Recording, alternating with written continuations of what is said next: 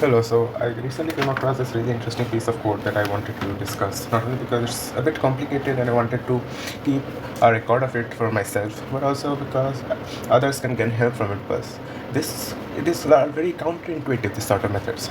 Because this it discusses the sorting algorithm used in a game called Quake 3. And the programmer, used a very interesting way to find the inverse square root of a function. So the inverse square root would be something like this, 1 by r square. Now we see the use of this a lot, right?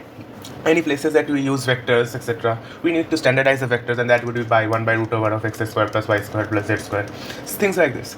But we do have to realize that multiplication divisions are extremely fast. So this part can be calculated extremely easily, x into x or x square, x to the power 100. All these things can be calculated extremely fast because multiplications and divisions are intuitively very fast. But divisions, subtractions, these are much slower operations. So if we can get even a bit of optimization, we can save a lot of time for some things that are undergoing trillions of divisions per second. For them, even a slight optimization can help. So this was a function that was being used under the hood. Now this is such a weird thing to look at. Normally if you ask to find the square root of a function, most people would write this. Hash include, they would include the math.h library and find like 1 by sqrt of x. Like that. But he wrote a whole function for this. And what's the most interesting part of this is it actually works much better. It is so much faster, and I will show you how much faster this is. Like you can, okay, I will show you right now. So this is a function that is being called. I have written a function. In the main function, I have written calculating the time for around 1,000,000 times, calculating the square root by the normal method, and then I'm calculating from 1,000,000 times by the inverse square root method. Why 1,000,000 times? Because if I did only once, it will be like 0.000, and the difference would be negligible.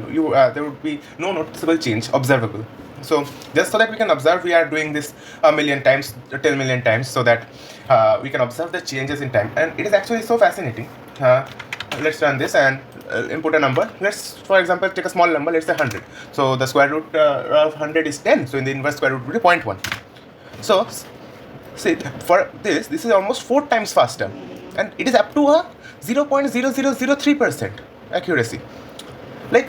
And that is just because I did this. If I did this part, I will explain what this part is one more time. But if I did this one more time and do the same number 100, see, the accuracy is perfectly same, and it is 3 times faster.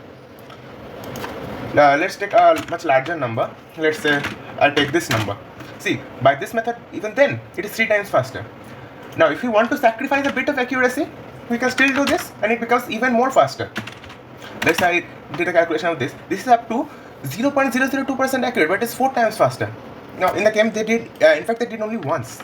Just to show, they did only once this part, because in the game you can do up to 1% accuracy is okay. So here, if I did this, even this is up to 0.09% accurate, and it becomes 6 times faster. So normal time it is taking 0.279, and using this algorithm it is taking 0.04 seconds, which is so much faster for something that is so counterintuitive. And we are going to go into depth about why this is working, what are the lines. Like looking at this function, no one can guess what this is. Like this is such a weird piece of code, all of these, but once you understand and go into the depth, this is such an depth of sea kind of thing. So we are going to discuss everything about this.